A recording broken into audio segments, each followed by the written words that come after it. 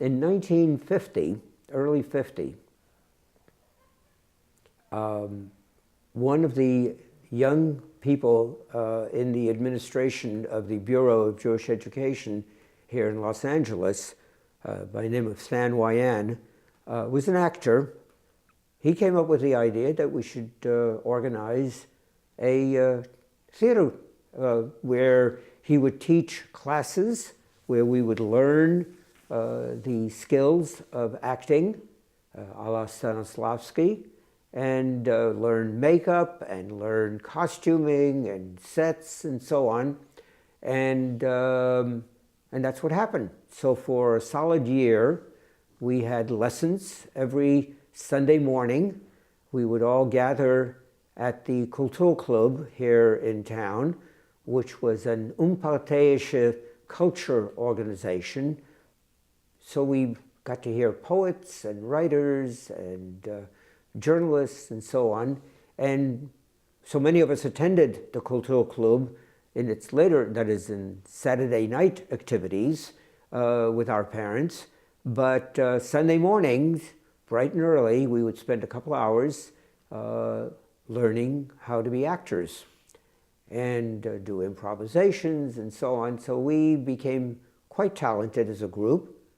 We had the very professional groups, Moise Zolotarov, who had done sets on Broadway, not only with the Artef, but with professional groups on Broadway itself, commercial theater, did our sets and our costumes, and my father headed a committee that sewed the costumes and so on.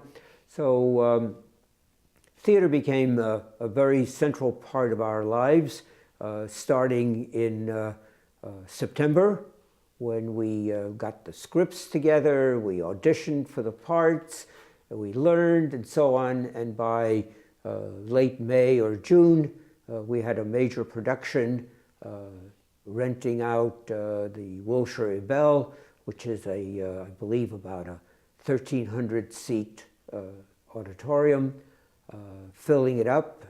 Parents were involved in making the costumes and selling the tickets and all the various activities.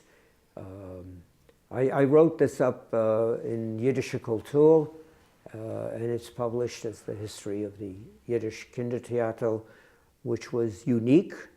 It lasted from 1950 to 1955, when most of us, well, we got too old for the Kinder Theater.